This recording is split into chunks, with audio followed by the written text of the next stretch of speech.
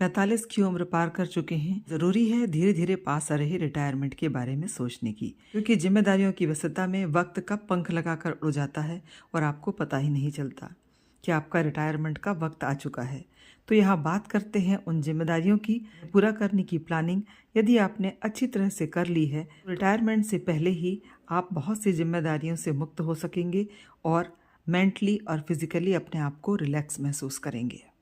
Clearing debts. सबसे पहले उन डेब्ट्स के बारे में, उन लोन्स के पेमेंट के बारे में सोचें जिनका भार अभी तक आप उठाने में सक्षम रहे हैं, पर बाद में शायद यह करना पॉसिबल नहीं होगा और अनावश्यक रूप से आपके बच्चों पर इन बातों का एक्स्ट्रा बर्डन होगा।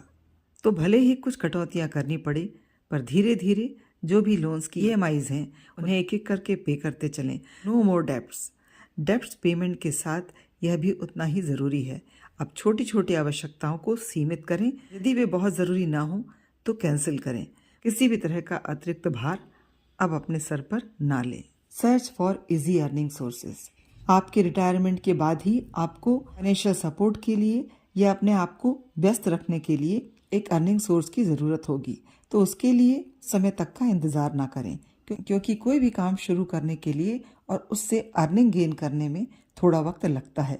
क्योंकि अभी वक्त है, एक मन माफिक कोई भी साइड इनकम का सोर्स अवश्य ढूंढ लें, ताकि उस समय आप किसी नए सेटअप में नहीं बल्कि अपने किसी भी बिजनेस को ग्रो करने में अपना वक्त और अपनी एनर्जी यूज कर सकें।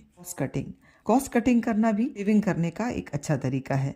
इस समय की गई थोड़ी थोड़ी सेविंग भी आगे आपके लिए हेल्पफुल होगी, लेकिन यह ध्यान रखें कि यह बचत निश्चित रूप से अननेसेसरी चीजों पर होना चाहिए। अपनी हेल्थ और अपनी हैप्पीनेस के साथ कंप्रोमाइज नहीं होना चाहिए।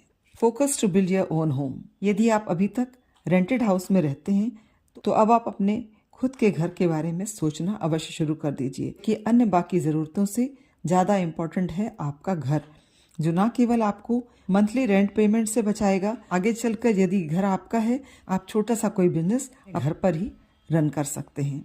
Transfer of responsibility. आपके रिटायरमेंट का इम्पैक्ट निश्चित रूप से आपके घर वालों पर, खासकर आपके बच्चों पर अवश्य पड़ता है। समय रहते उन्हें रिस्पॉन्सिबिलिटीज ट्रांसफ़र करिए।